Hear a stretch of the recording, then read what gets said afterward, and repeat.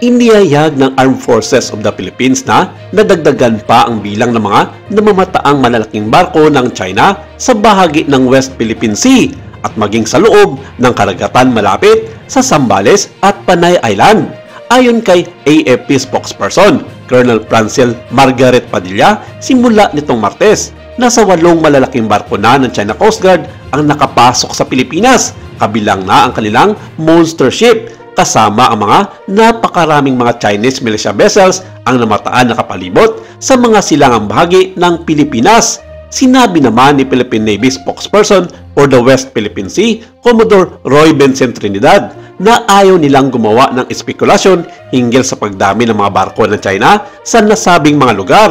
Kailangan lamang na maging maigpit sa monitoring upang nalalaman ang galaw ng China. Ani ni Trinidad, hindi nakakaalarma ang naturang bilang lalo't normal na aktibidad lamang ang ginagawa ng mga ito kumpara sa mga naitatala nilang bilang sa mga nakalipas na panahon.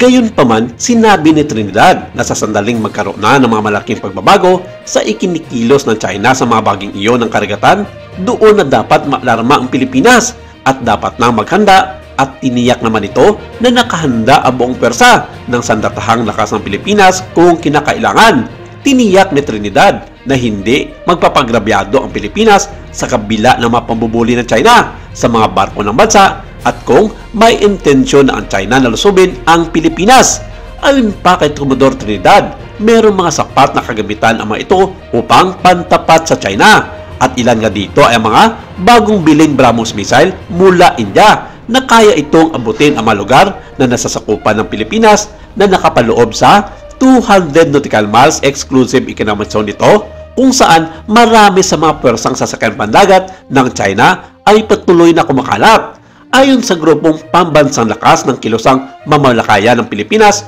o pamalakaya, ang income ng mga mangingisda ay bumaba mula sa 10,000 ay nasa 4,000 pesos na lang sa tuwing papalaot sila sa silangang bahagi ng karagatan ng Pilipinas.